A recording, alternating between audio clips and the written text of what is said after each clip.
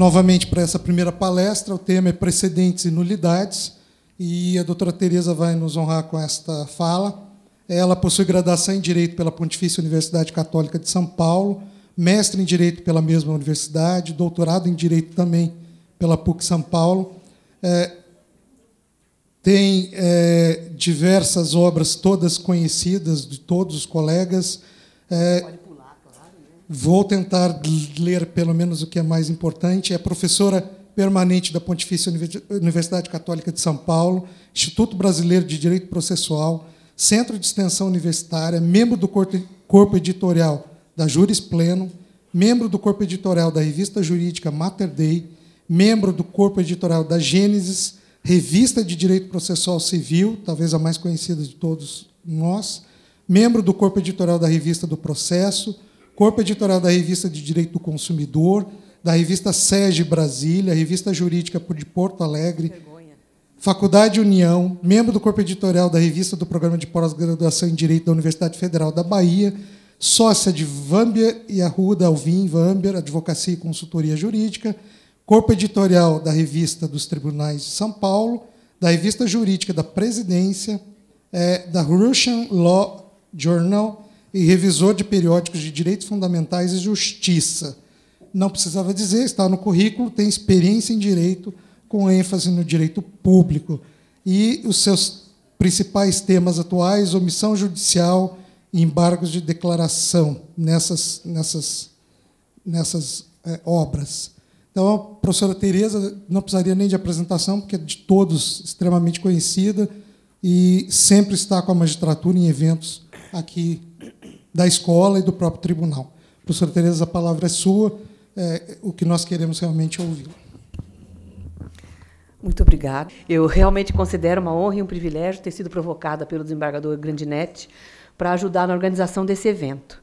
Eu costumo sempre dizer que nasci numa família em que sempre se respeitou e se valorizou muito a magistratura. Meu pai e minha mãe são processualistas, juristas, também professores de mestrado, e eu nunca me esqueço da alegria com que eles chegavam em casa quando tinha na classe de mestrado ou de doutorado juízes. Ai, que bom, o debate é bom, eleva o nível. Enfim, cresci ouvindo isso e tenho um especial carinho e admiração pela magistratura do Paraná. Entrando no meu tema e explicando para vocês por que eu tenho dois temas. Por quê? Que dois temas que não são intimamente relacionados, né? Porque, justamente, no primeiro momento, quando conversávamos, eu, o desembargador Grandinetti, Abelar, depois com a Evanise, como eu imaginei que ia ser uma coisa menor, a minha preocupação era conseguir que fossem explorados os temas principais do Código. Então, eu falei com o Maranhão, falei, Maranhão, você fica aí com os 2 ou 3 recursos, eu vou pegar esses 2 temas, que são temas que eu gosto, e são temas que me parecem realmente serem essenciais ao Código, né? São 2 temas relevantes, com mudanças significativas. Então, primeiro tema, nulidades, né? Eu vou até contar uma coisa para vocês interessante. Outro dia eu recebi um trabalho para publicar na Revista de Processo, que vocês viram que essa revista foi citada várias vezes, é sinal que tem que assinar, tá?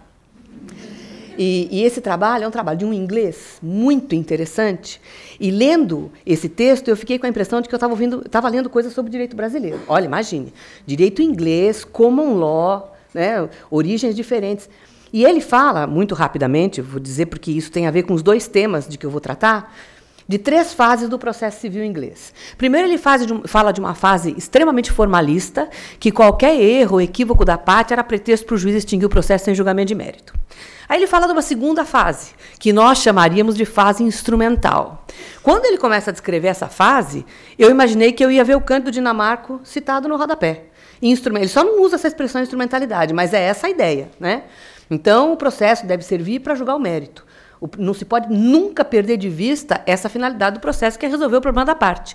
Então, se deve passar por cima de um monte de equívocos eventuais, ou considerando que esses equívocos sejam irrelevantes, ou corrigindo efetivamente, né, o erro que tenha sido cometido pela parte, na medida do possível, é claro. Então, a essa segunda fase do processo civil inglês, que foi uma fase pela qual o processo civil passou, para não dizer que está passando, corresponde ao primeiro tema, nulidades no projeto. Foi isso que o legislador fez. Ele deixou muito claro que o princípio da instrumentalidade foi assim ampla e irrestritamente abraçado pelo legislador.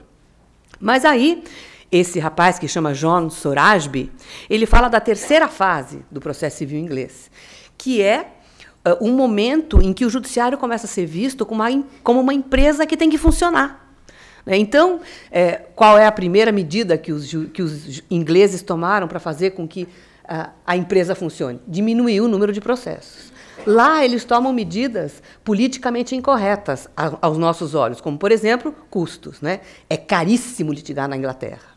Não se tem o direito ao recurso, nem ao de apelação. Então, quando você quer entrar com apelação, você tem que pedir licença, ou para o juiz de primeiro grau, ou para o próprio tribunal, e dizer que o seu caso é relevante o suficiente para merecer uma segunda apreciação. E, às vezes, a decisão não é fundamentada e não tem recurso. Quer dizer, a mentalidade dos ingleses permite que se tomem uma série de medidas que são capazes de fazer que o processo civil lá funcione melhor, porque essas medidas todas diminuem drasticamente o número de casos que seriam, em tese, judicializáveis e não vão parar no judiciário. Mas isso a gente não pode fazer aqui, já imaginou? Subir os custos, né? Não tem acesso ao segundo grau, não há o direito ao recurso, há uma avaliação discricionária a respeito de valer ou não a pena, sob a ótica do judiciário, sobrecarregar o tribunal com esse processo para discutir uma ação que não tem importância aos olhos deles, né? E isso é dito através de uma decisão que não é fundamentada e de que não cabe recurso. Bom, nós não podemos fazer isso. Mas nós podemos, sim, sentir que nós estamos entrando nessa terceira fase do processo civil inglês, né? Que é igual, no fundo, o que está acontecendo aqui, o mundo é uma aldeia global mesmo, né? Na medida em que a gente, efetivamente, inclusive, principalmente os ministros, né? Não nós aqui, mortais, entendamos que, se não houver uma seriedade maior na consideração do respeito aos precedentes, nada funciona nesse país. Né? Isso vira um caos e o fato de a jurisprudência ser desuniforme, ser instável, o fato de os próprios tribunais superiores, cuja função é dar orientação, não se decidirem firmemente a respeito dos temas que eles têm que definir, né? Isso tudo gera estímulo para ações novas, estímulo para recursos, porque eu não posso dizer para o meu cliente não vou recorrer, porque o STJ já fechou, já decidiu que isso é assim, assim, assado. Eu digo isso para o meu cliente, volto para o computador, tem 2 acórdãos, um da fulana e outro do Beltrano, porque a jurisprudência do STJ, todos nós sabemos, é pessoal. Né? Muda a composição física do tribunal, muda o direito, que isso? E eles dizem, pomposamente, a jurisprudência desta casa. Não há jurisprudência dessa casa, ainda. Quer dizer, o Código faz uma proposta, que é essa a proposta de fazer com que os precedentes tenham mais força, né, que só vai funcionar se houver a conscientização dos ministros, no sentido de que eles mesmos não podem mudar de posição a todo momento. Bom, então, eu achei interessante fazer essa introdução, e aí eu já estou no meu tempo, honestamente, porque o segundo momento é o primeiro tema, e o terceiro momento é o segundo tema, que é o tema precedentes, já que nós não podemos aqui tomar essas medidas mais drásticas, né, pecuniárias ou impedir recurso para o segundo grau de jurisdição por uma questão cultural, de mentalidade, duplo grau, garantia constitucional, etc, etc. Né? Bom, então vamos lá. Nulidades. Uma das diretrizes do novo Código foi, com certeza, né, e principalmente no momento em que o processo estava ainda sendo conduzido pela Comissão do Senado, a ideia de que o processo não pode ser o centro de atenções do juiz. Né?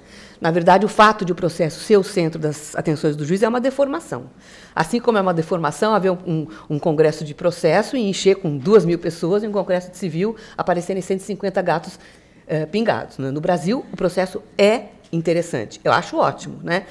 Mas que não é muito normal, não é. O processo deveria, quando muito, despertar o mesmo grau de interesse que desperta o direito comercial e o direito civil. Não podia ser mais interessante. E o juiz tinha que focar a sua atenção e a sua energia 90% do tempo no mérito, e não em questões de prazo, de é justa causa, não é justa causa, é litisconsórcio necessário, não é litisconsórcio necessário, cabe assistência, não cabe assistência, enfim. Bom, então, o que se pensou é que tudo deveria ser feito para que se percebesse, pela leitura do Código e pela prática dele também, que o importante é obter uma sentença de mérito. Isso com relação ao primeiro grau e com relação ao segundo grau e aos tribunais superiores, é obter uma decisão que julgue o recurso, né, o mérito do recurso, e não uma decisão que tenha o recurso por inadmissível. Porque se entende, né, se entendeu que o processo deve render mais, deve cumprir a sua vocação, que é o problema, resolver o problema das partes. Essa diretriz se manifesta de uma maneira extremamente clara quando o novo Código trata das nulidades. E essa parte do Código, ela não foi muito mexida pela Câmara. Na verdade, ela foi reforçada com regras que tratam tudo com um maior número de detalhes, né? Na verdade, a gente colocou as regras gerais no Senado e na Câmara as regras continuam lá, mas se tornaram mais minuciosas. Eu confesso para vocês que não sei se isso é bom ou ruim, né? Por favor, não sei, como disse o Talamini. Porque se é bom que o Código, às vezes, regule com mais detalhes determinada situação, para não dar muita discussão, por outro lado, cada vez que há um texto novo, há palavras novas em torno das quais há discussão, né? Agora, se também o legislador não regula de forma bastante ampla, outro tipo de discussão vai nascer. Eu de fato, não tenho condições de dizer se isso é bom ou se isso é ruim. Vou dar alguns exemplos para a gente, enfim, para a gente refletir a partir desse fenômeno, né, de a Câmara ter tornado mais minuciosas as regras que já constavam no Senado. E todas estão lá, né, tanto as mais genéricas quanto as mais específicas. Bom, com algumas divergências terminológicas, sobre as quais falávamos eu e o desembargador Perfeito outro dia no telefone, todo mundo concorda que no direito, né, os vícios podem ser classificados em vícios mais graves, que são normalmente chamados de nulidades absolutas, e vícios menos graves, que recebem o nome de nulidades relativas, né? Há aqueles que aceitam a categoria da inexistência jurídica, mas a mim me parece que ainda que eu aceite essa categoria, que na verdade, no fundo também é um vício, mas é um vício tão grave que compromete a identidade do ato, né? Então é um vício, é um defeito, ou seja, não há, na inexistência jurídica existe algo no mundo empírico, algo no mundo dos fatos, mas esse algo tem um vício tão grande que ele não pode chamar como ele gostaria de chamar, para usar uma linguagem coloquial. Então, uma sentença que tem relatório, fundamento e decisório, ela é perfeita, só que ela foi proferida por um não-juiz. É uma não-sentença, não é uma sentença nula, é uma sentença juridicamente inexistente, não é uma sentença. Bom, há aqueles que aceitam essa categoria da inexistência jurídica e outros que tratam a inexistência jurídica junto com a nulidade absoluta. O que não me parece de todo equivocado, principalmente quando o processo está em curso, porque o regime jurídico da nulidade absoluta e da inexistência é o mesmo. Vamos ver já qual é ele. Na verdade, a diferença passa a ter relevância depois que o processo termina, porque, segundo boa parte da doutrina, a inexistência impede a formação da coisa julgada. E aí seriam os tais vícios transrescisórios. E a nulidade absoluta, não. Ela é um vício que pode ser alegado durante 2 anos, acabou, prazo da rescisória, não pode mais alegar. Bom, usualmente, os processualistas, principalmente os mais antigos, cometem o que, no meu entender, seria um equívoco, que é usar tudo que se usa no direito privado, no direito civil, como se o direito civil fosse a parte geral do direito, né? E o direito civil não é a parte geral do direito. O direito civil pode ser até a parte geral, entre aspas, do direito privado, mas processo é direito público, né? O processo cuida de uma relação jurídica de que o Estado faz parte sempre necessariamente, portanto, as regras são de direito público, né? Independentemente dessa privatização de que os conferencistas anteriores falaram, né?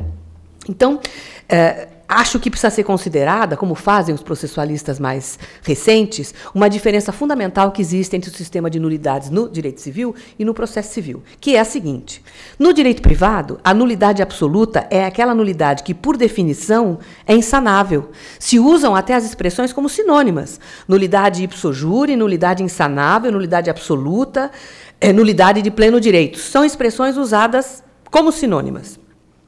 E isso é justamente o que não acontece no processo. Por quê? O processo é direito público e, no direito público, deve haver uma tendência, uma vocação para que todos os vícios se emendem. Então, na verdade, esse princípio da sanabilidade, que foi abraçado de uma forma tão visível e tão escancarada no novo Código, ele pode ter 2 sentidos concretos. Primeiro, o vício pode ser relevado, ou seja, desconsiderado, se não houver prejuízo. E segundo, o vício pode ser efetivamente corrigido, mesmo os vícios mais graves.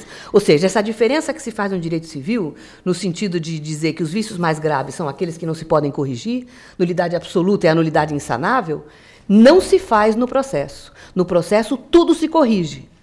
E vou falar de alguns dispositivos, assim, exemplificativamente, para a gente perceber concretamente como esse princípio ele foi realmente abraçado de uma forma intensa pelo novo Código, né? Agora, se a gente prestar atenção, até hoje, no Código em vigor, a gente consegue reparar, consegue perceber tendências nesse sentido, né?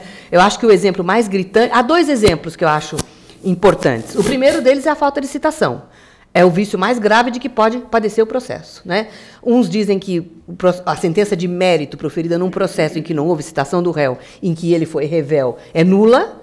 Outros dizem que é inexistente juridicamente porque não se formou a relação processual. Tá.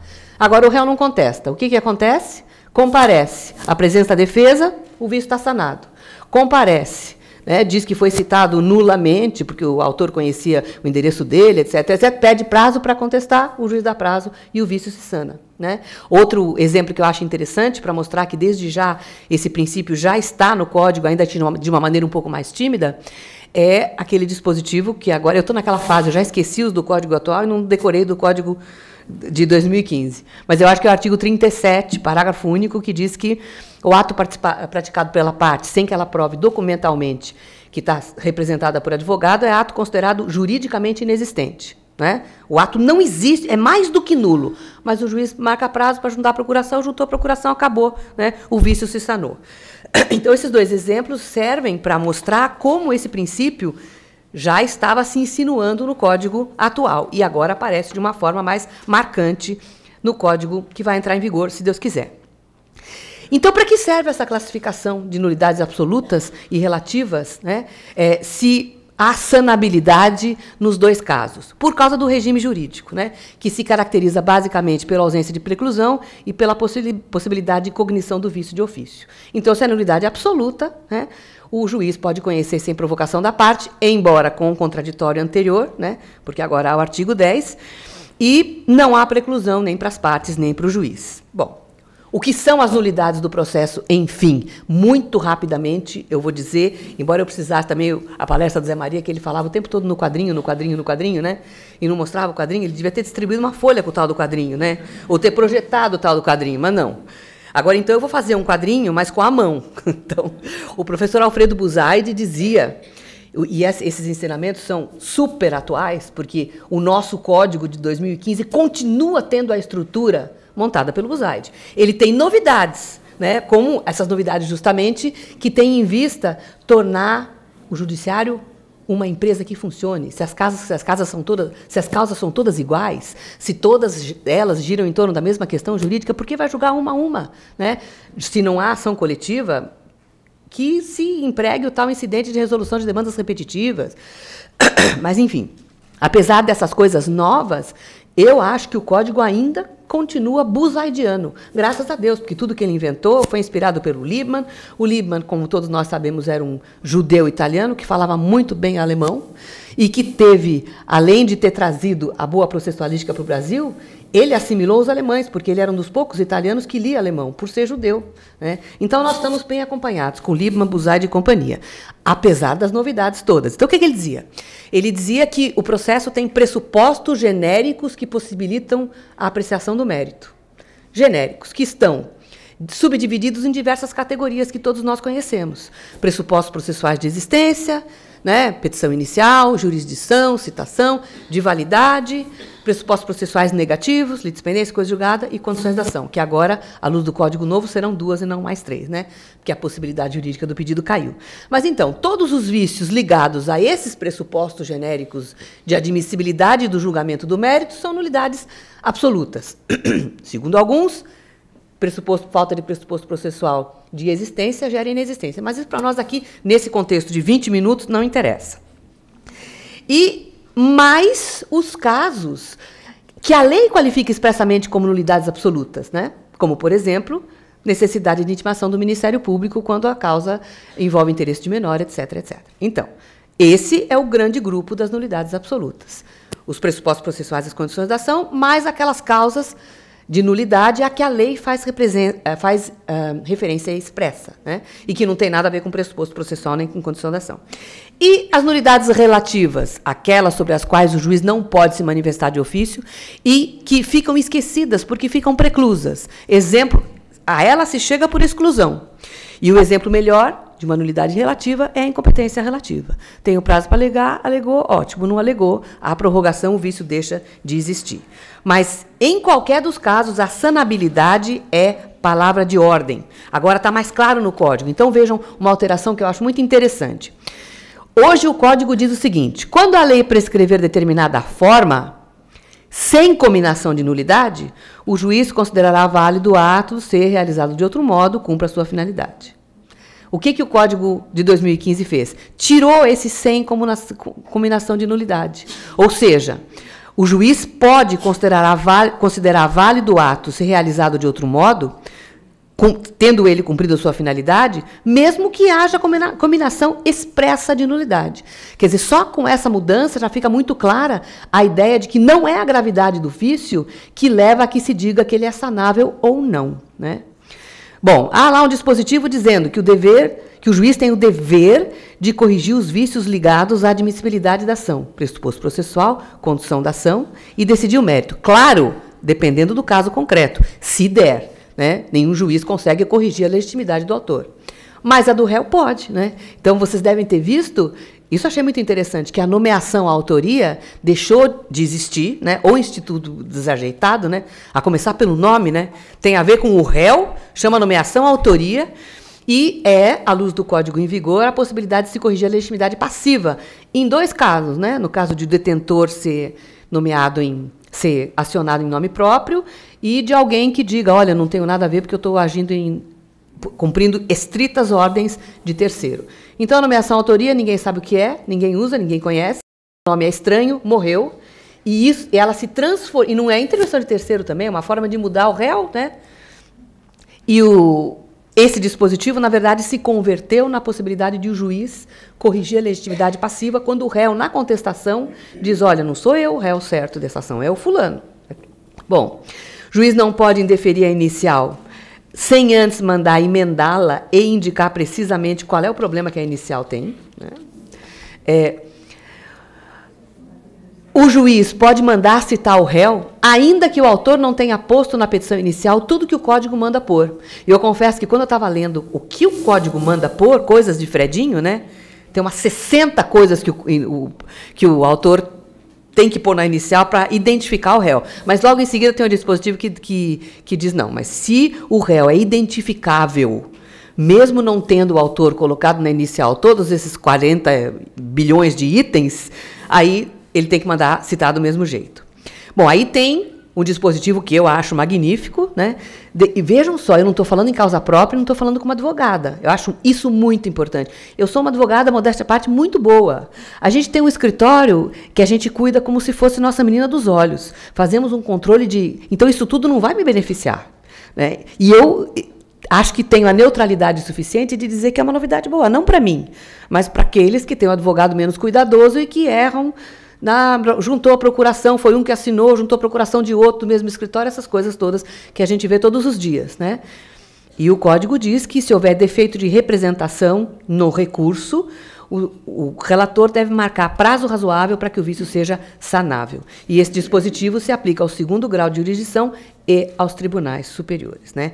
E nos tribunais superiores já há, hoje, jurisprudência dizendo que o recurso se considera juridicamente inexistente se há vício de representação. Bom, essa é a tal jurisprudência defensiva, né? Com essa jurisprudência defensiva, que não leva a uma decisão de mérito, mas leva a uma decisão dizendo que o seu recurso não cabe, né? Que não é isso que a parte quer. Essa jurisprudência foi combatida por um artigo genérico, né? Nós dissemos lá no Senado que, havendo defeito formal em recurso tempestivo, né, que possa ser desconsiderado ou corrigido, deve o tribunal admitir o recurso e julgar o mérito, né? Então, o vício pode ser ou relevado, como se for, por exemplo, o carimbo, né? O carimbo borrado, né? Ou o recurso precoce, né? Porque é intempestivo, porque foi manejado antes do prazo, essas coisas que a gente conhece, né? Então, tem um dispositivo genérico que diz isso, e na Câmara foram acrescentados dispositivos específicos. Erro no preenchimento da guia de custas não gera inadmissibilidade. Recurso manejado precocemente antes do prazo começar a correr não é intempestivo, etc. Por isso que esse é um exemplo bem expressivo daquilo que eu disse para vocês no começo. A gente tinha uma regra geral e eles, no Senado, na Câmara, parece que quiseram pegar todos os casos de jurisprudência defensiva e transformar em... Claro que isso não pode ser números clausus, né? Porque a imaginação humana não tem limites, né? Por tabela, no meu entender, essas regras acabam contribuindo para a duração razoável do processo. Porque se a decisão era realmente ilegal ou inconstitucional com repercussão geral, né? E o recurso é barrado por um carimbo borrado, aquilo volta sob forma de rescisória. Se o processo é extinto com base no que hoje é o 267 e no que, de acordo com o Código Novo, não decorei o artigo ainda, não faz coisa julgada. Amanhã o cara volta pedindo a mesma coisa, né? Então, acho que essas regras são positivas e elas são bem expressivas daquele momento instrumental, né? Que é bom, é útil, mas não pode ser visto isoladamente. Existe também esse desejo angustiado de todos nós, principalmente da magistratura, no sentido de que o número de processos diminua, né? Os americanos dizem que o Brasil é uma litigious society. Nós temos um exemplo no escritório de um banco estrangeiro que o primeiro número do contencioso deles é 4.000 ações em curso, na Inglaterra. E o segundo é 95 bilhões e tal no Brasil. Então, a diferença numérica entre o primeiro e o segundo lugar é uma coisa assim de... Vocês sabem os números de cor? 95% do contencioso. Um banco que tem agência de 145 países. E 95% do contencioso está no Brasil. Bem, então, isso não se pode corrigir com o processo, tá certo? Uma sociedade beligerante é uma sociedade beligerante. Uma sociedade beligerante, e aí eu quero até dizer que, sob certo aspecto, não concordo com o que o Vamber falou, ele não estava nem me escutando, mas agora está, né? A sociedade é beligerante, mas o Estado também não faz o que tinha que fazer, né? Porque, como a gente estava dizendo em algum desses almoços, na verdade, há números com relação aos processos de que o Estado é parte, mas desse número não fazem parte as ações movidas contra os bancos por causa dos planos econômicos. Não foram os bancos que inventaram os planos econômicos, né? Assim como não foram... acaba sendo responsabilidade indireta do Estado essas ações movidas contra empresas de telefonia e Anatel e etc., etc., porque são mal reguladas. São órgãos do Estado também, né? Então, para que diminuísse o número dos processos no Brasil, seriam necessárias uma série de providências, mas a primeira delas é que o Estado agisse como deveria agir, né? Para que não tivesse que existir, por exemplo, vara de... execução contra a fazenda, né? Vara previdenciária, né? Essas varas todas que, no fundo, existem para botar o Estado na linha, né? E, quer dizer, é uma coisa muito kafkiana, né? Muito irônica, no fundo. A gente paga imposto para manter órgãos para as pessoas litigarem contra o próprio Estado, né? Bom, fechado parênteses, nulidades, precedentes. Eu estudei muito esse tema, passei 2 períodos na Inglaterra, e acho que seria muito relevante que todo mundo entendesse, e é algo que eu entendi só depois que eu fui estudar na Inglaterra. Agora mesmo eu estou revendo um livro que eu escrevi sobre recurso extraordinário e especial, em que eu fiz expressamente a afirmação de que o nosso sistema era misto, que agora com a súmula vinculante, que os precedentes estavam virando vinculantes aqui também, e que isso era inspiração do common law. Aí, depois que eu escrevi esse livro, que o livro, graças a Deus, esgotou, né? Espero que ponham em alguma fogueira esse livro, estou me desdizendo expressamente, dizendo que eu não estava com a razão, que depois de eu ter estudado de uma maneira mais profunda o interessante processo da criação do direito através dos precedentes na Inglaterra e nos Estados Unidos, eu acho que o que eu falei foi uma bobagem do tamanho do universo, né? Acho que realmente o que está acontecendo no Brasil, esse movimento de dar mais importância para os precedentes é algo que tem a ver com o controle do caos, né? Não tem nada a ver com a criação do direito, porque lá, no common law, o direito não... Eu me prometi que eu não ia entrar nisso, né? Porque senão eu não vou conseguir falar 20 minutos. Mas só duas coisas. Na verdade, nós estamos aqui ainda naquela fase em que a gente quer que os precedentes sejam obedecidos quando os casos são idênticos, né? Assinatura básica, incidência de leasing, incidência de ISS sobre leasing, os casos são idênticos, né? E, obviamente, no common law não é isso que acontece. Os casos são considerados precedentes uns em relação aos outros, muito frequentemente, eu diria que na maioria dos casos, em circunstâncias em que os fatos são completamente diferentes, né? Eles fazem eles procedem a um caminho mental de interpretação do precedente anterior para encontrar o core, a holding, a ratio decidendi, a estrutura fundamental do raciocínio. Vou citar um exemplo só. Será? Totalmente fora do meu script. E o tempo passando. Mas eu vou citar um exemplo só. Eu acho que esse exemplo é suficiente para a gente começar a ler um livro. Tá? O cara escreve, nós estamos nos transformando em common law, pode fechar. Né? Não é confiável. Olha só que exemplo interessante. É um exemplo de um acórdão recente, né, de 1980. Quando os ingleses dizem que eles vão tratar da jurisprudência recente, eles citam um acórdão de 1980, 90, para eles é super recente. Então, o precedente era... um precedente de 300 anos, eles usam precedentes antigos, porque justamente para eles os fatos importam muito pouco. O que importa é a essência jurídica da regra que foi aplicada. Então, uma prostituta encomendou uma carruagem para exercer de uma forma mais eficiente o seu ofício. Eu já fantasiei, imaginei que essa carruagem devia ter um vidro para ela se exibir, etc, etc. E, a partir de um certo momento, ela parou de pagar a tal carruagem e o marceneiro entrou com uma ação contra ela para pagar o resto das prestações. E perdeu. Perdeu sob o fundamento de que ele sabia, ou deveria saber, que o dinheiro que ela usaria para pagar essa carruagem seria obtido por meio do exercício de atividade considerada imoral. Bom, muitos anos depois, muitos séculos depois, né, 2 ou 3 séculos depois, esse precedente foi usado para iluminar uma decisão, para servir de base jurídica de uma decisão em que se deu por improcedente uma ação que uma empresa moveu contra a outra, para que uma empresa X comprava metal de uma empresa Y. E ela usava esse metal para fabricar armas para o mercado negro e deixou de pagar.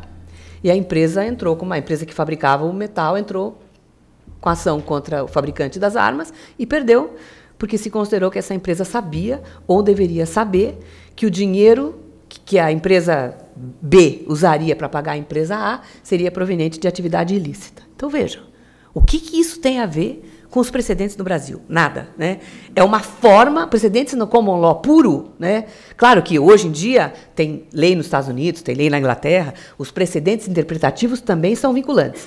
Mas o common law puro é o processo de criação do direito através das decisões judiciais, né? Então, eles vão refinando, né, desde lá da prostituta até agora, para criar uma norma jurídica base para resolver todos os problemas sem que os fatos importem tanto. Aqui no Brasil, vocês sabem, se a gente entra com recurso de embargos de divergência, né, que são recursos que cabem lá no STJ e no STF, com o objetivo de uniformizar a jurisprudência interna deles, né? Então, eles dizem, se o caso não se os fatos não são absolutamente idênticos e as decisões diferentes, não há desarmonia, não cabe embargo de divergência. Quando, na verdade, é óbvio, né, que há casos em que os fatos não são exatamente iguais, mas as decisões diferentes deixam escancarada a existência de uma desarmonia interna no pensamento dos ministros, né? E isso, na verdade, gera estímulo a recurso. Enquanto os tribunais, cuja função, cuja razão de ser é uniformizar o entendimento da lei infraconstitucional ou da Constituição, demonstrarem que há desarmonia no pensamento deles, os recursos não vão parar de bater na porta, lógico, né? Bem, voltando para cá. Então, na verdade, o que há em comum entre o common law e o civil law é que, tanto lá quanto aqui, né, nós temos regimes que são fruto de um desejo profundo de se obter, por meio do direito, igualdade e previsibilidade, né?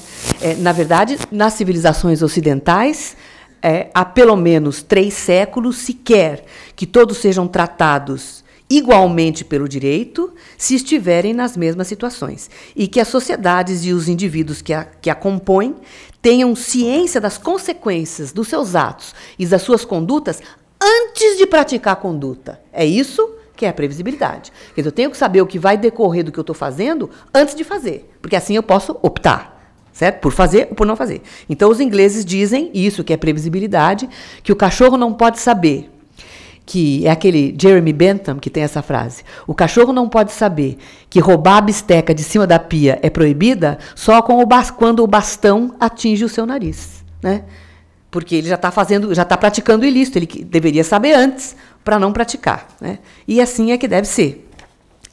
Na verdade, esse é o sentido do princípio da legalidade, né? Que só pode ser interpretado de modo engrenado com o princípio da isonomia, para gerar previsibilidade. Com isso, eu quero dizer o seguinte: se eu tenho uma lei X, mas essa lei admite a interpretação X1, X2, X3, e essas 3 interpretações correspondem a 3 condutas diferentes, cadê o princípio da legalidade? O princípio da legalidade é justamente o princípio que gera tranquilidade, previsibilidade. Eu sei o que eu posso e o que eu não posso fazer, porque está na lei. Ajo de acordo com a lei. Sei que eu não vou preso, sei que eu não vou ser executado. Agora, se a lei comporta 3 interpretações diferentes, que correspondem a 3 condutas diferentes, meu Deus, o que fazer, né? A lei é igual para todos, se ela é interpretada da mesma forma, em relação a todos. Se não, dizer que a lei é igual para todos é uma brincadeira, né? É uma ilusão. Agora, na verdade, esse raciocínio todo só tem sentido, né, se há uma consciência profunda de que o juiz cria direito, né? E o juiz cria direito, eu estou dizendo isso da forma mais conservadora possível. Eu não estou dizendo isso, como diziam os gaúchos há algumas décadas, né? Direito alternativo, que o juiz julga de acordo com o seu sentido do que é justo, não é isso que eu estou dizendo. Mas quando o juiz diz que determinado benefício previdenciário, que a lei diz que deve ser gozado pela mãe, também deve ser estendido à mãe adotiva, o juiz está criando direito, né? Ele está dizendo que aquela palavra mãe quer dizer mãe natural e mãe adotiva. Então, quando se diz, por exemplo, que tem uma norma de direito urbanístico, que diz que todo banheiro tem ventilação, e o juiz diz que o exaustor também é ventilação, ele está dizendo, olha, é janela, exaustor, daqui a pouco inventam outra, né? Quando o juiz decide com base em princípios, eu sempre cito uma decisão que eu acho super interessante, de Porto Alegre, que foi confirmada pelo tribunal, em que o juiz deu o direito de visitas à avó e aos tios da criança. Com base em princípios, porque o casal estava separado, né, divorciado, e a mãe falou, quer saber de uma coisa? Você não vê mais a criança, nem tua mãe, nem teu pai, e nem teus irmãos, né? Então, os irmãos e a avó entraram em juízo, né? Não está na lei que a avó tem direito de visitas, e o juiz deu com base no princípio de que, na verdade, com base na construção de que seria abuso do pátrio poder proibir a visita da avó e dos tios se isso fizesse bem para a criança, né? Como é que o juiz não cria direito, né? E tem também um exemplo que eu até peço desculpas para aqueles que já conhecem esse exemplo, mas acho esse exemplo tão maravilhoso. Até hoje eu estudo muito isso, me preocupo muito com isso, e até hoje, no meu estudo da jurisprudência, nunca achei um exemplo melhor. Um acórdão do ministro Delgado, em que ele negou indenização por uma gleba desaproprianda, na medida em que nessa gleba se plantavam psicotrópicos, porque considerou que, naquela medida, a propriedade não cumpria sua função social, né? Não está criando direito? Claro. O que é a função social da propriedade? Ninguém sabe em tese, né? O que acontece se a propriedade não cumpre a sua função social? Na verdade, teorizar sobre isso é vazio. O que é útil é decidir, é criar casos para a gente entender. E não dizer, porque se a gente começa a teorizar sobre o que é a função social da propriedade, a gente fica chovendo numa olhada. Que a propriedade não pode ser exercida pelo seu titular de forma... E sempre vago. Se não tiver uma decisão dizendo, olha, isso aqui, por exemplo, é exercer a função, é não exercer, né? É uma propriedade que não exerce a sua função social. Então, essa consciência de que o Poder Judiciário exerce uma função fundamental na conformação do direito, na versão final da norma, é que torna imprescindível que se perceba como os precedentes são importantes. Então, se o juiz cria direito, tem que ser para todo mundo, né? Tem que valer para todo mundo, senão cadê a isonomia? Então, aí que eu vejo de uma forma muito nítida esses princípios engrenados, né? A legalidade, isonomia, previsibilidade. Bom, tomara que fossem só esses os casos que gerassem a desordem na jurisprudência brasileira. Esses casos em que há conceitos vagos, cláusulas, mas não são, né? Nossos tribunais superiores, principalmente o STJ, porque há um bom tempo o STF tem se revelado muito consciente dessa sua função, e o STJ, infelizmente, não, né, mas são tribunais de grandes viradas, entre aspas. Né? Podemos lembrar do caso da COFINS, da incidência do ISS sobre leasing, de um tema relevantíssimo, e o STJ não há meio de se posicionar de uma maneira firme a respeito desse tema. Âmbito de abrangência da coisa julgada coletiva. Uma hora é o Estado, outra hora é o país, outra hora, enfim. Quando começa a afirmar, tem, quero rever, né? E volta tudo para trás. Bom, então, para que dê certo, terminando já, indo para o final, nem sei se cumpri minha promessa, que, para falar a verdade, eu até perdi o controle aqui. Está batendo uma luz no relógio, não estou mais nem enxergando. Mas enquanto vocês não começarem a bocejar e a olhar o relógio, a ligar o celular, mas está acabando. É necessário, para que funcione essa proposta do Código no sentido de se dar mais relevância aos precedentes, que o STJ e o STF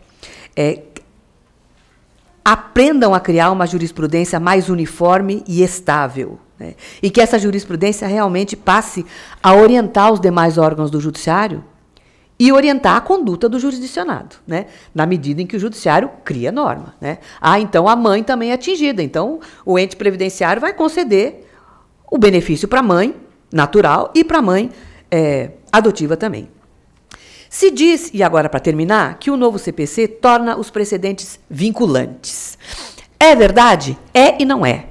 Eu diria para vocês o seguinte, que em face do novo Código a gente pode falar em 3 espécies de vinculação.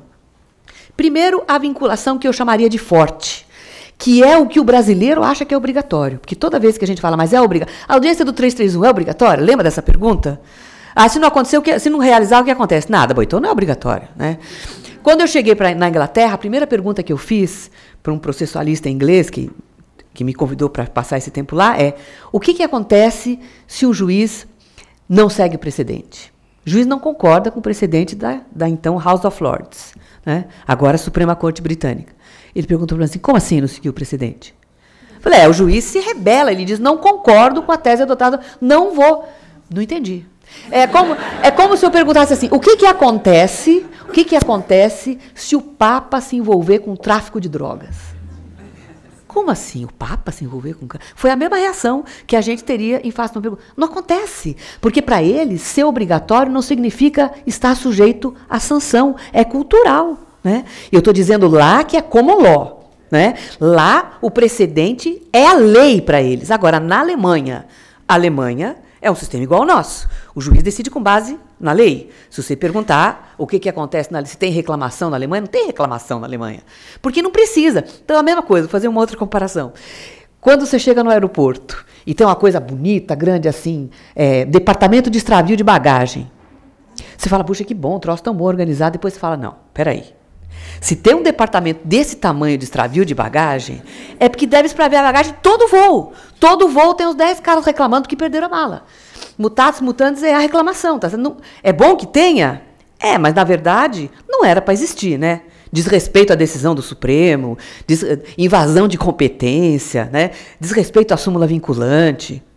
Mas eu encaro isso como o jeito brasileiro de tornar as coisas obrigatórias, né? Se não tiver sanção, é porque é a primeira coisa que a gente pergunta, né? Se não fizer, o que acontece? Então, essa vinculação forte é a vinculação que existe quando o legislador previu um meio específico para corrigir o afastamento ao precedente, que é justamente a reclamação, né? Claro que não se trata da súmula vinculante, porque súmula vinculante não é precedente, né? Nem de decisão de ADIM, nem de decisão de ADICOM. Precedente é o caso entre A e B, que se repete entre C e D. Portanto, a súmula vinculante, na verdade, é o resumo, né? É o núcleo do raciocínio jurídico que foi aplicado nos casos antecedentes, né? Que acabou gerando uma súmula que, agora, sendo vinculante, gera reclamação. E tem a vinculação média. A jurisprudência também, e há precedentes também, que são vinculantes, mas não nessa intensidade forte, porque não cabe reclamação. Por exemplo, o STJ decide um caso entre A e B semana passada, né? E hoje um juiz profere uma sentença contra mim, né? Y e Z, sustentando uma tese diferente daquela que foi acolhida pelo STJ. Eu tenho reclamação? Não, eu tenho recurso, né? Eu tenho recurso, vou indo, né? A mim cabe recorrer, né? Então, se há desrespeito a... são 3 hipóteses em que a jurisprudência é vinculante no sentido forte, né?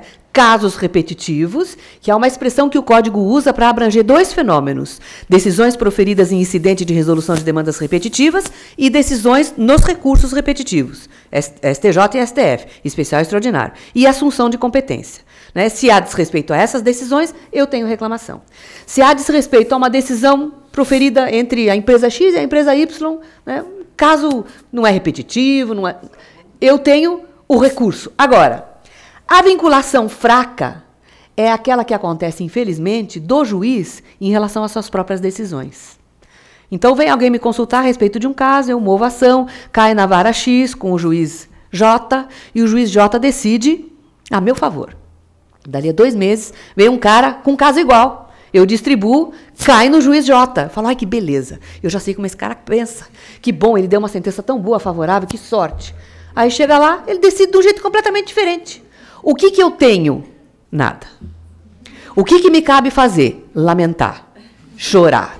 Porque não há, em nenhum lugar do mundo, né, havia na Inglaterra, até 1966, mas nem na Inglaterra não há, nenhuma regra que obrigue o juiz, o desembargador ou o ministro a decidir de acordo com as suas próprias, de acordo com a sua própria decisão, né? Agora, é algo que, evidentemente, frustra o jurisdicionado, né? Essa mudança de opinião. Eu estou dando o exemplo de um juiz. E todo mundo achou absurdo, não achou um absurdo? Lógico, o cara sentenciou há 2 meses do jeito X. Eu levo lá a ação, hoje ele sentencia de um jeito completamente diferente. Todo mundo achou absurdo. Agora, o mais triste é saber que isso acontece todos os dias com o STJ. Né? O mesmo ministro, o mesmo relator, às vezes decide de um jeito de manhã e do outro jeito à tarde. Né? Ele decidiu de manhã como relator, à tarde ele voltou com o relator que decidiu diferente. Né? Então, enquanto houver isso, enquanto houver esse caos na jurisprudência do Brasil, isso que a gente propõe não dá certo. Né? Porque se o desrespeito a uma decisão proferida em recurso repetitivo gera reclamação, é claro que se houver uma decisão parecida no próprio STJ depois, ele não pode mudar de opinião. Tem sanção? Não tem sanção. Mas é natural que ele não... Se ele mudar, essa proposta não funciona. Né? Então, a mim, sempre me pareceu um absurdo isso que pensam alguns juízes, no sentido de que eles ficariam diminuídos por ter que obedecer precedente do STJ e do STF, eles seriam menos juízes por isso. Eu senti, nessas pesquisas que eu fiz fora do Brasil por algum tempo, em 2 períodos, que o que passa pela cabeça de um juiz alemão, de um juiz francês, de um juiz inglês, é exatamente ao contrário. Quer dizer, eles sentem que se o judiciário for uno, isso gera tranquilidade na sociedade, gera mais, o poder judiciário passa a ser um poder mais respeitado, né, e mais poderoso, né, porque justamente se percebe uma certa confiabilidade no sentido de poder judiciário gerar para a parte também essa previsibilidade que todos nós queremos. Né. Agora, a mudança, lógico, é cultural, porque lei não faz milagre. Muito obrigada pela atenção de vocês. Apesar de não estar enxergando o relógio, eu acho que eu cumpri meu tempo. Muito obrigada.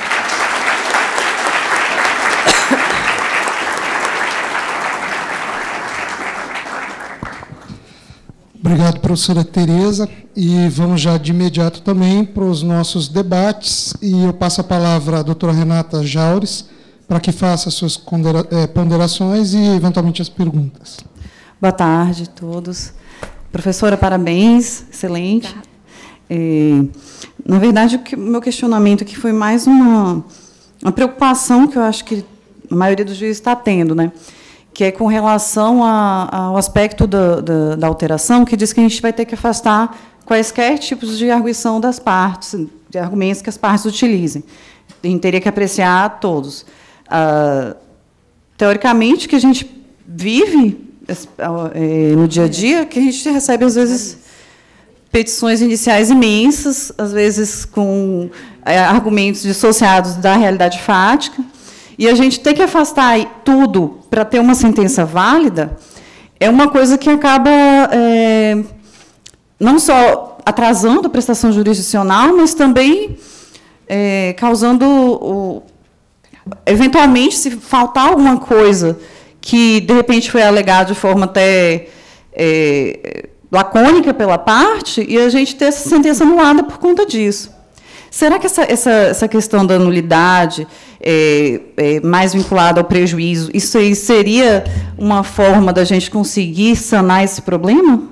Olha, eu vou te responder com uma reconvenção, tá?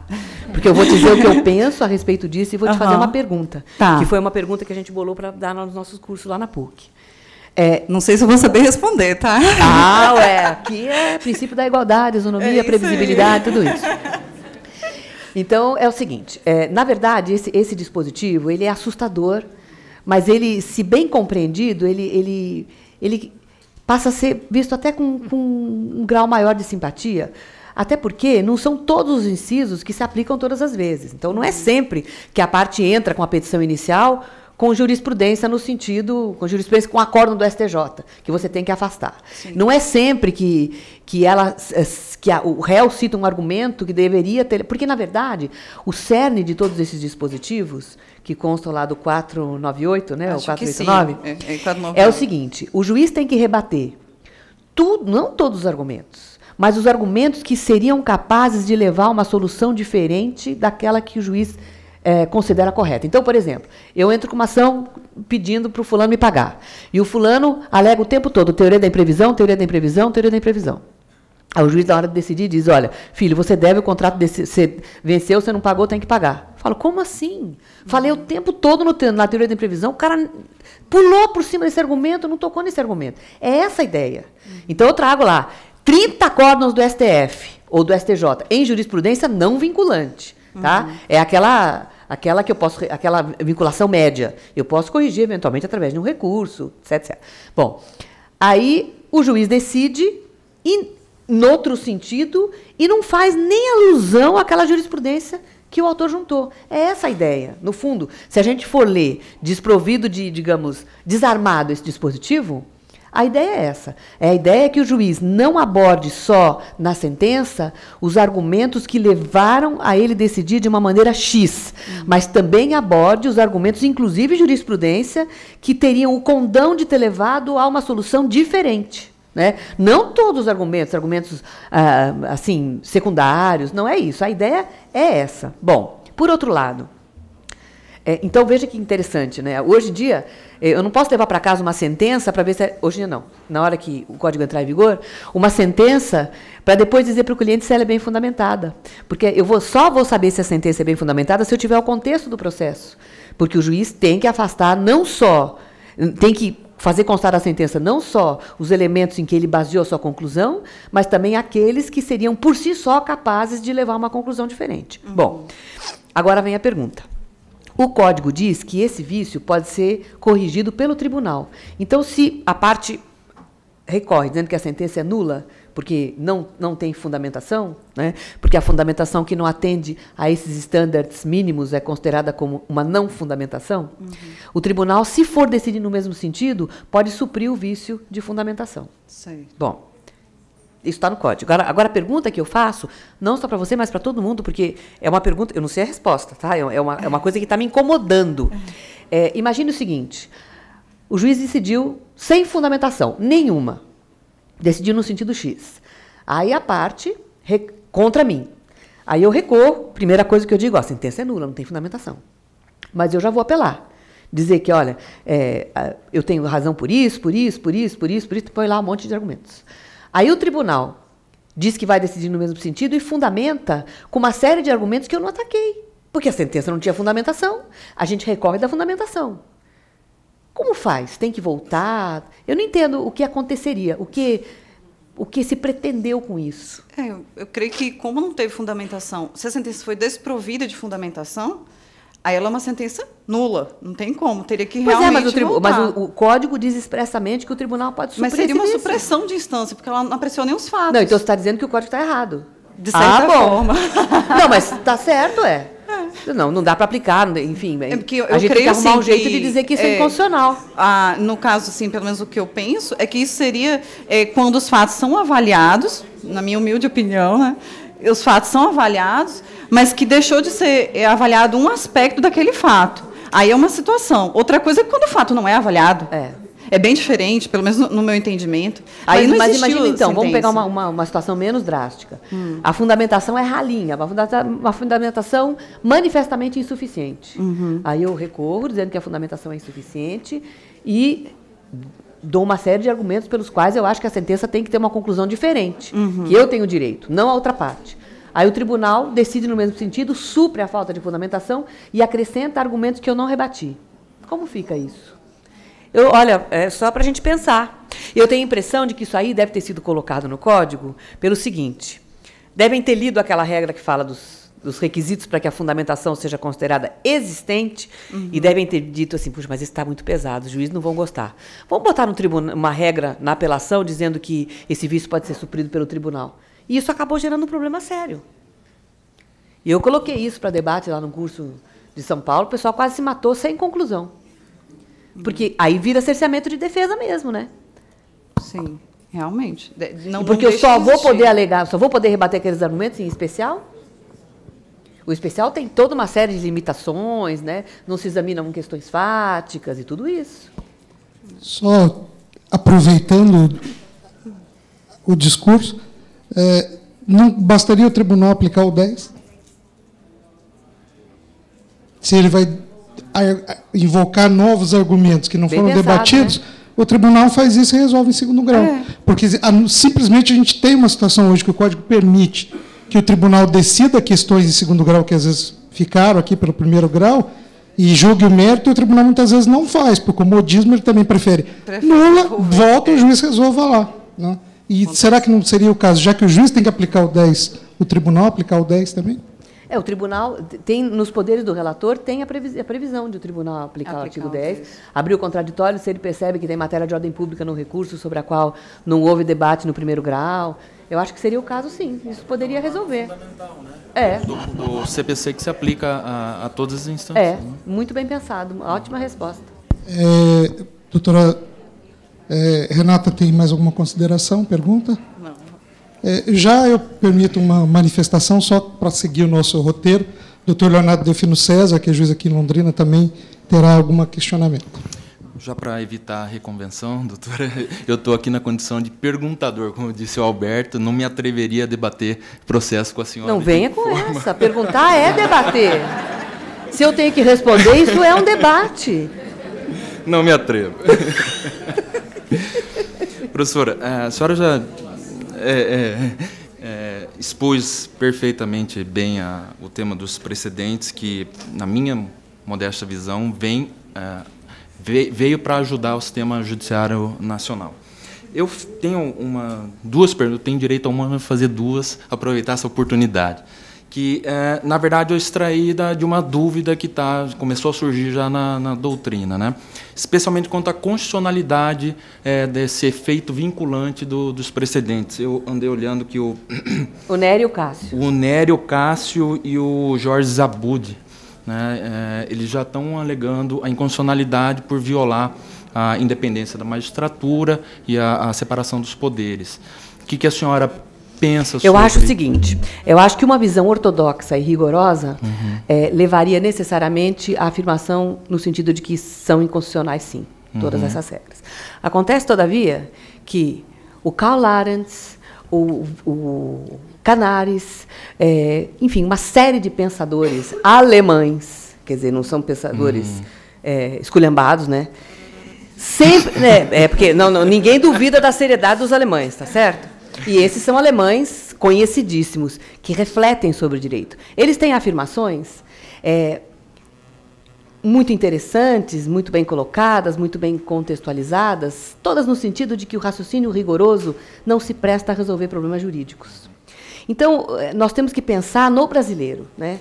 Nessa história de que, para o brasileiro, tudo que não tem sanção não é obrigatório, né? E que muitas coisas que acontecem naturalmente em outros países, no Brasil, são transformadas em lei, porque senão não acontece. né? Então, eu fico pensando até, para rebater esse argumento da inconstitucionalidade, que só digamos, só leva a uma conclusão verdadeira se houver justamente essa visão ortodoxa de separação de poderes, etc., o que é inconstitucional, esse é um argumento assim, no mesmo nível, o que é inconstitucional é o desrespeito à isonomia. A Constituição também não diz que todos são iguais perante a lei. Agora, que garantia é essa de que todos são iguais perante a lei, se a lei pode ser interpretada indiscriminadamente, interminavelmente, de maneiras diferentes por todos os tribunais do país? Eu digo interminavelmente pelo seguinte, porque é natural que quando a lei seja nova, né, a lei está em vigor há 1 ano, 2 anos, é natural que haja discussão a respeito do sentido de muitos dos seus dispositivos. Mas no Brasil, quantos anos tem a Lei da Ação Civil Pública? Quantos anos tem o Código do Consumidor? E até agora ninguém sabe qual é o âmbito de abrangência da coisa julgada coletiva. Isso é uma brincadeira, né? Isso que é inconstitucional. Não é tornar precedente obrigatório, no duro, né? Agora, uma visão certinha, ortodoxa, aquela visão de esqueminha, vem inconstitucionalidade nisso. Agora, eu estava dizendo que há um outro argumento que às vezes me ocorre, assim, quase sociológico, né? Colocar na lei que tem que dar lugar para mulher grávida, para idoso, né? É óbvio, tem que colocar na lei regra de educação, senão ninguém faz, né? Então, é óbvio que um precedente da Suprema Corte tem que ser respeitado. Mas tem que colocar na lei e criar uma sanção, senão não respeita. A senhora me permite mais uma pergunta? Claro. Agora pode ter reconvenção, tá? Eu vou repetir a pergunta que um colega fez para o professor Talamini, e é uma questão muito prática para nós juízes, sobre o artigo 32, que trata do julgamento liminar de improcedência. Olhando o 332, perdão, eu verifiquei lá que ele não repete todas as hipóteses do 927. Ele não traz a possibilidade de julgamento conforme decisão do Supremo em sede de controle de inconstitucionalidade. Então, me pareceu um pouco incoerente a possibilidade de o juiz julgar improcedente liminarmente com base numa súmula simples do STJ e não poder fazê-lo em relação a uma decisão do Supremo em sede de controle concentrado. A senhora acha que esse rol é taxativo ou ele pode ser estendido ao 927? Uma decisão em ADIM? Porque mas eu acho que a decisão, acho que não precisaria ter falado a decisão em ADIM, né? Porque, na verdade, a decisão da ADIM, o que ela diz, se ela é julgada procedente? Esse dispositivo não integra o ordenamento jurídico nacional. Ponto. Mas pode, então, julgar liminarmente improcedente? Lógico. Mas então, seria taxativo esse rol. Não, mas é que eu acho que não precisaria haver uma norma especial processual dizendo que o juiz tem que julgar. Porque, na verdade, o que seria equivalente à impossibilidade jurídica do pedido. O Supremo Tribunal Federal disse, em controle concentrado, que essa norma não integra o ordenamento jurídico nacional. Ela é incompatível com a Constituição. Morreu a norma. Vou riscar. Se alguém pleiteia alguma coisa contra essa norma... Tá ótimo. Muito obrigado. Com a sua simpatia e conhecimento inegáveis, nos brinda com esses esclarecimentos que são importantes para o dia a dia do magistrado. Eu já peço de imediato que a colega Renata Jaures entregue a ela um certificado, que é uma pequena lembrança da escola dessa sua presença aqui hoje.